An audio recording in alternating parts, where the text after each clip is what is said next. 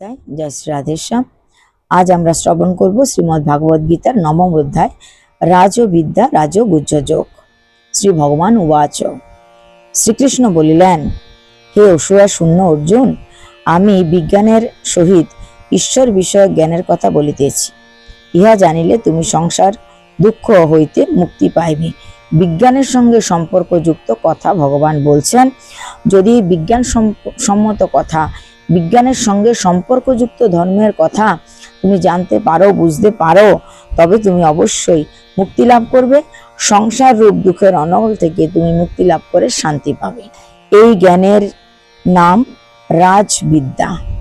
এখন যে জ্ঞানের কথাটা ভগবান বলবেন, এই জ্ঞানের নামই হচ্ছে রাজবিদ্যা, অর্থাৎ রাজাদের বিদ্যা বা রাজাদের দ্বারা অর্জন করা বিদ্যা, তাই বলছে রাজবিদ্যা।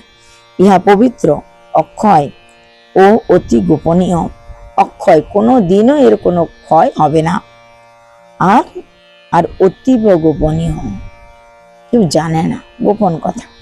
ইহা অপরোক্ষ ও সুখদায়ক। তাহলে এই বিদ্যার কথা, জ্ঞানের কথা জানলে আমরা পরম সুখী হব, পরম সুখদায়ক। যে ব্যক্তি এই জ্ঞান বিষয়ক শ্রদ্ধাহীন, সে আমাকে পায় না। তিনি মৃত্যুময় এ সংসারে বারবার যাতায়াত করে। এই মৃত্যুময় যে সংসার আছে, সেখানে তার কোন রকম স্থিতিশীলতার কারণ থাকে না, তাই তিনি এই মৃত্যুময় সংসারে বারবার যাতায়াত করে। আমি অব্যক্ত রূপে বিশ্বব্যাপী আছি। ভগবান পুরো বিশ্বে আছে, কোথায় নেই, কিন্তু অব্যক্ত রূপে, ব্যক্তভাবে নয়। ব্যক্তভাবে কোথায় আছে? আমাদের ঠাকুর ঘরে, প্রত্যেকের ঠাকুর ঘরে আছে ব্যক্তভাবে, মন্দিরে আছে। তো ব্যক্তভাবে ভগবান সে সমস্ত জায়গায় প্রকাশিত হন, আবির্ভূত হন, যেখানে ভগবান তার পূজা পাঠ অর্চনা করে থাকে। কিন্তু অব্যক্তভাবে পুরো বিশ্বে আছে, কোথায় ভগবান নেই? এমন কোনো জায়গা আছে যেখানে ভগবান নেই? সর্বভূতের হিতে রত ভগবান সর্বভূতে আছেন। তাই বলছে, ভূতগণ আমাতে অবস্থিত আছেন, কিন্তু আমি ভূতগণে অবস্থিত নই। আমি কিন্তু ভূতগণে অবস্থিত নই। আমার ঐশ্বরিক যোগ দেখো, আমি ভূতগণের ধারক ও পালক, কিন্তু আমি ভূতগণে অবস্থিত নহি। ভগবান এখানে কি বলছে? আমার সেই ঐশ্বর্য সম্পন্ন যোগ তুমি দর্শন করো। আমি ভূতগণের ধারক ও পালক। এই যে ভূত যাদেরকে বলা হচ্ছে, এদের ধারক ও পালক হচ্ছে ভগবান, কিন্তু বলছে আমি তাতে অবস্থিত নই। সর্বগামী বাতাস যেমন আকাশে অবস্থিত, সেই রূপ সৃষ্টি ও সৃষ্ট প্রাণীরা আমাতেই অবস্থিত থাকে। অর্থাৎ কি বলছে? সৃষ্টিকৃত এবং ভগবানের সৃষ্টিকৃত যে প্রাণীরা আছে, তারা এখানেই অবস্থিত থাকে, এখানে অবস্থান করেন। প্রলয়কালে ভূতগণ প্রকৃতিতে লয় প্রাপ্ত হয়। আবার যখন পৃথিবী একবার লয় হয়ে যাবে, অর্থাৎ ব্রহ্মা যখন ঘুমাতে যাবে, লয় প্রাপ্ত হয়ে যাবে, তখন এই ভূতগণ কি করেন? প্রকৃতিতে লয় প্রাপ্ত হন। ভূতগণ মানে যা কিছু দৃষ্টিগোচর দেখতে পাচ্ছি, হাঁড়ি কড়াই খুন্তি যা কিছু রান্না করে দেখতে পাচ্ছি, যা কিছু চামচ হাতা যাই লাগে সবকিছু আমরা যা দেখতে পাচ্ছি, প্রলয়কালে ভূতগণ প্রকৃতিতে লয়প্রাপ্ত হন। কল্পের আরম্ভে আমি তাহাদিওকে আবার সৃষ্টি করি।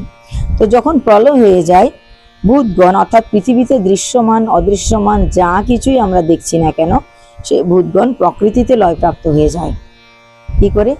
জলোচ্ছ্বাসের মাধ্যমে, আইলার মাধ্যমে, ভূমিকম্পের মাধ্যমে, যে কোনো ভাবে হোক পুরোটা লয় হয়ে যাবে।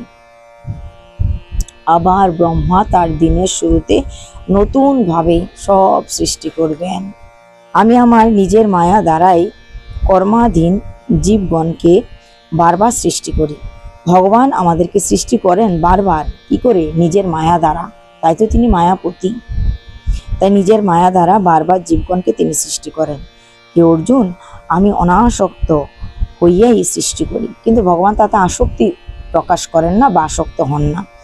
আমরা সংসার করি, কিন্তু সংসারের প্রতি আসক্ত হয়ে পড়ি। এটাই আমাদের ভুল। আর ভগবানও কিন্তু বিশ্ব সংসার রচনা করেন, বিশ্ব সংসারের অনেক কিছু করে থাকেন, কিন্তু আসক্তি তো প্রকাশ করেন, আসক্তি হয় না তার। জীবগণের ভুল এখানেই, আসক্তি হয়ে পড়ে। তাই বলছে আমি তাতে আসক্তি হই না, কিন্তু সৃষ্টি করি।